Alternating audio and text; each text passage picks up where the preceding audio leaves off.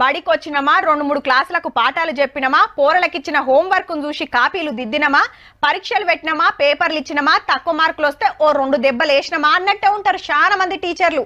పోరలకు ఏం తిప్పలున్నాయి, చదువుకుంటానికి ఏం అడ్డం వస్తుంది, ఇవన్నీ ఏం ఆలోచించరు. అది వాళ్ళ పని కూడా కాదు. కానీ గీసారి మాత్రం అట్లా కాదుల్లా.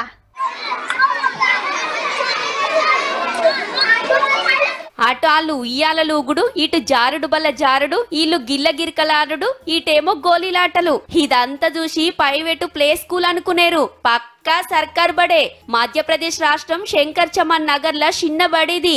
అట్లని ఇవన్నీ గవర్నమెంట్ చేపించిన సౌలతులు కాదుల్లో. గీసారే సొంత పైకంతోని పోరలు ఆడుకుంటానికి ఇవన్నీ తెప్పించిండు.